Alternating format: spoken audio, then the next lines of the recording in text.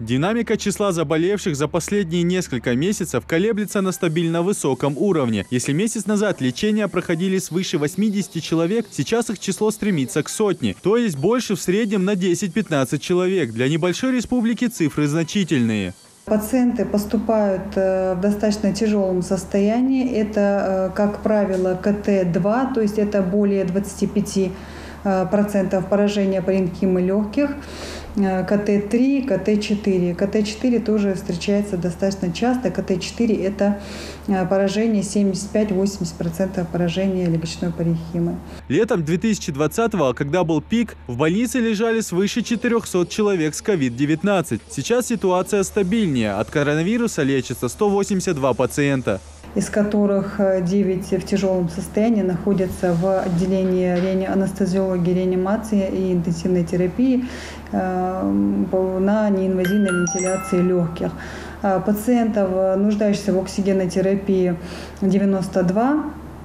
Это достаточно большой процент от общего числа пациентов, находящихся на стационарном лечении. В красной зоне у врачей нет времени на отдых. Доктора больницы проводят обход пациентов по несколько раз в день. Усложняют их работу противочумные костюмы, которые в жаркие летние дни становятся настоящей баней. Без них в красную зону по-прежнему никого не пускают. Врачи практически целые сутки на страже здоровья своих пациентов. Особого ухода требуют те, кто находится в реанимации. С обеспечением лекарственными препаратами больных также проблем нет. На складе больницы есть все необходимое как для лечения, так и для проведения анализов. На сегодняшний день у нас имеется в наличии антибактериальные препараты, антикоагулянты, антиагреганты и все необходимые препараты.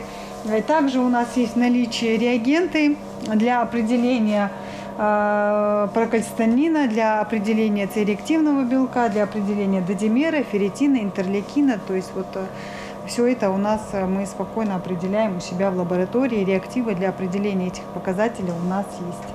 В достатке и жизненно необходимый для вентиляции легких кислород. Аппараты ИВЛ полностью исправны. Кислородная станция тоже работает без перебоев и поломок. По мнению врачей, для улучшения статистики заболеваемости и создания коллективного иммунитета граждане должны соблюдать ряд противоэпидемиологических правил. Первое – это вакцинация. Это самый надежный способ защитить себя от этой инфекции. Соблюдение режима самоизоляции, масочного режима. Относительное снижение числа заболевших по сравнению с прошлым годом не повод расслабляться. К тому же огромную опасность стоят новые штаммы вируса, которые уже зафиксированы в регионах Северного Кавказа. Идрис Ижиев, Магомед Шаухалов, Новости 24.